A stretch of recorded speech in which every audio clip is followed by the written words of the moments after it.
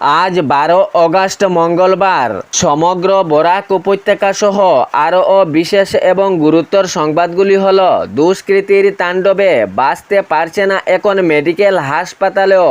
এক ভয়াবহ ঘটনা ঘটল শিলচর মেডিকেল কলেজ হাসপাতালে। কিছু দুষ্কৃতীর দল রাতের অন্ধকারে গ্লাস ভেঙে ঢুকে পড়ে শিলচর মেডিকেল কলেজ হাসপাতালের ডায়ালিসিস ইউনিটে এবং অনেক আসবাব সহ রোগীর বেড, কম্পিউটার এবং অনেক জিনিসপত্রের ক্ষতি করে যায়। তবে কে বা কাহারা এরকম জঘন্য কাণ্ড করেছে তা স্পষ্ট করা যায়নি।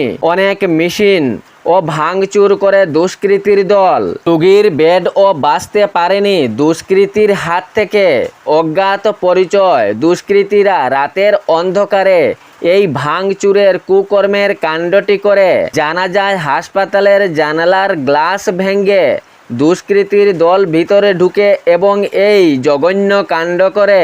এই ভাঙচুরের একাধিক কম্পিউটার সহ বিভিন্ন মেশিন, আসবাবপত্র, রোগীর বেড ধ্বংস করে দেয়। তখন ভোরে হাসপাতালের কর্মীগণ ইউনিট কক্ষে প্রবেশ করেন। তখন এই দৃশ্য দেখে চমকে যান। সঙ্গে সঙ্গে খবরটি জানান শিলচর মেডিকেল কলেজ হাসপাতালের উচ্চ আধিকারিককে। পরে শিলচর পুলিশকে খবর দেওয়া হয়।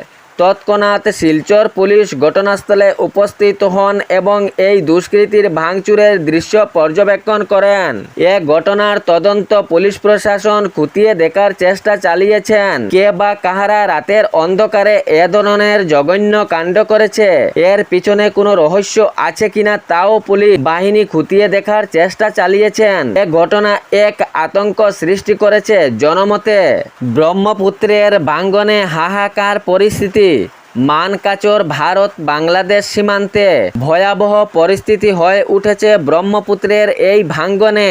যে কোনো সময় তলিয়ে যেতে পারে পাশে থাকা সড়ক।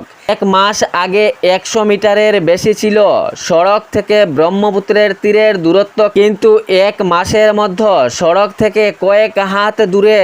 আতঙ্কের মধ্যে এলাকার জনগণ। সড়কের পাশে থাকা দোকান সরানো হচ্ছে। সেখানে আর্মি ক্যাম্পও কোনো মুহূর্তে তলিয়ে যেতে পারে ব্রহ্মপুত্রের নদে। তাই সেখান থেকে সরানোর চেষ্টা চলছে। এত দ্রুত ব্রহ্মপুত্রের পাকা দেওয়া তীর ভাঙছে যে জল বিভাগ কর্মী কোনো অবস্থায় সিমেন্ট, জালিতার, পাথর দিয়েও ভাঙ্গন সামলাতে পারছেন না। ব্রহ্মপুত্রের পরিস্থিতি এক ভয়াবহ রূপ নিয়েছে। পাশে থাকা জনগণ আতঙ্কিত হয়েছেন। ব্লক বসানো, কি সুন্দর সড়ক রয়েছে, কিন্তু যে কোনো মুহূর্তে তলিয়ে যাওয়ার সম্ভাবনা রয়েছে ব্রহ্মপুত্র নদে। মানকাচর ভারত বাংলাদেশ সীমান্তের পাশে থাকা লোকজন ব্রহ্মপুত্রের এ ভাঙ্গন রূপ দেখে পুরো চিন্তিত হয়ে পড়েছেন। জলসম্পদ বিভাগ দিনরাত নিজের চেষ্টা চালিয়ে যাচ্ছেন।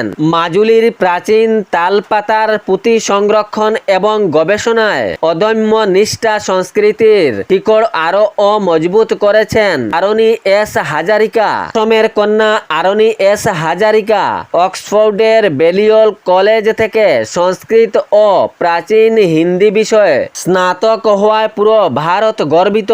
উনার সম্মান অসম রাজ্য সহ দেশ বিদেশেও ছড়িয়েছে। সবাই উনাকে কৃতজ্ঞতা ও শুভেচ্ছা জানাচ্ছে। তাহলে খবরটি শেয়ার করতে ভুলবেন না, যাতে সঠিক সংবাদগুলো অন্যজনের কাছে পৌঁছায়। ধন্যবাদ।